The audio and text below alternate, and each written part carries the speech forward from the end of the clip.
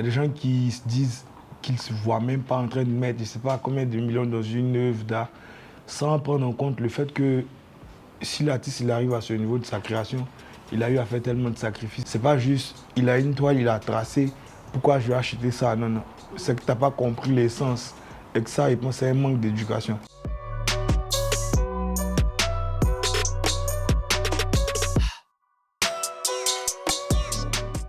Bonjour, je suis Théophanie Ado, artiste pluridisciplinaire, peintre, photographe, musicien et graphiste. Je suis ivoirien d'origine et je dirais que je suis à Caen, vu que je suis à Vicam et les Avikam ils viennent du Ghana. J'ai plus grandi à l'intérieur du pays que dans la capitale. Donc c'est un peu ce qu'il y a à savoir sur moi et tout.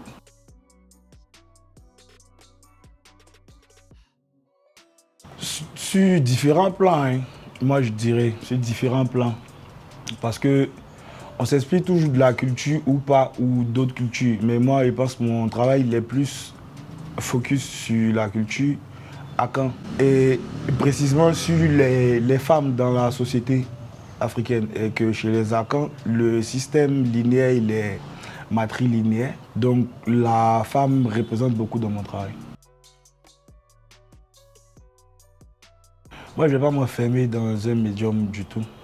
Je vais laisser libre cours à la créativité en fonction de ce dont j'ai envie ou de ce qui me parle sur l'instinct et tout.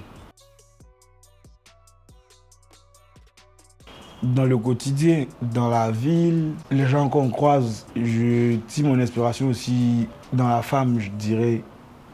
Parce que comme je l'ai dit auparavant, mon travail il est beaucoup axé sur les droits et l'image et la place que la femme a dans la société africaine.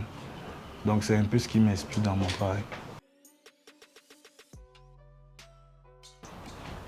Il y a plus dit le fait de laisser beaucoup de traces, d'où mon nom ou mon pseudo, le traceur. Parce qu'on est tous des pèlerins au fait sur la Terre. On est là pour une période dont on ne connaît pas l'expiration. Moi, ce qui me motive, c'est le fait de pouvoir créer et laisser un maximum de traces qui témoignent de mon passage sur la Terre.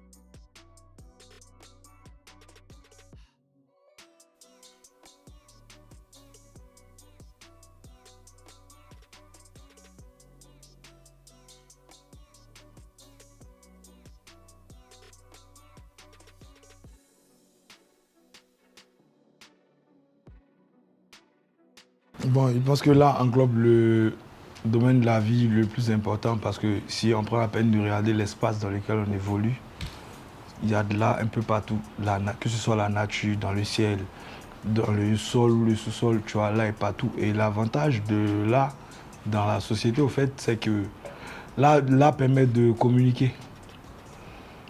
Et au même moment, là permet d'économiser des mots qui seront retranscrits de manière graphique. Moi, en tout cas, personnellement, il profite. Il n'a pas encore eu à faire face à des inconvénients. Peut-être, je dis que il fallait qu'on mette l'accent en fait, sur l'éducation au niveau de là. Et éduquer les plus jeunes, même les plus vieux, ou je sais pas, éduquer les gens en fait à apprendre à consommer ce qu'ils ont autour d'eux, à apprendre à respecter même là, tu vois. Il y a des gens qui se disent qu'ils ne se voient même pas en train de mettre, je sais pas combien de millions dans une œuvre d'art, sans prendre en compte le fait que si l'artiste il arrive à ce niveau de sa création, il a eu à faire tellement de sacrifices, c'est des nuits blanches, c'est beaucoup de choses. C'est pas juste, il a une toile, il a tracé, pourquoi je vais acheter ça? Non, non. C'est que tu n'as pas compris l'essence. Et que ça, je pense que c'est un manque d'éducation concernant l'art. Donc il faille qu'on puisse éduquer les gens et mettre un peu l'art partout. Rendre l'art accessible, je vais dire. Là, c'est le pilier central de toute société, au fait. Aucune société ne peut réellement évoluer sans prendre en compte l'art. Parce que ce soit dans le mode de vie, que ce soit dans le quotidien, que ce soit au niveau, je sais pas, spirituel ou physique ou quoi, il y a tellement de branches, mais là, c'est le pilier central d'une société. Comment je suis habillé, c'est un artiste qui a pris la peine de dessiner le modèle pour que ça parte chez un couturier. Les voitures qu'on utilise, les maisons dans lesquelles on vit, au fait, tout l'espace qu'on a est conçu par là. Genre là, c'est la base de la société. Ah, j'ai peint une femme, comme d'habitude, une femme, à l'intérieur de ses yeux, on voit le reflet d'hommes qu'elle observe, qui sont en face d'elle. Une femme qui n'est pas forcément joviale, je vais dire. Une femme qui porte sur elle beaucoup de choses au même moment. Une femme qui se sent seule. Une femme qui pense qu'on ne lui accorde pas suffisamment de visibilité ou d'intérêt ou d'importance. Et que c'est autour de ça que mon travail, il tourne. Il parle de la perception de la femme dans la société africaine. C'est-à-dire quel est le rôle et la place qu'on lui donne dans le quotidien. Est-ce qu'on la limite juste au fait qu'elle se retrouve dans une cuisine ou pas? Ou est-ce qu'on arrive à reconnaître que la femme est un être suprême concernant l'homme et tout? Que de là, rien d'autre.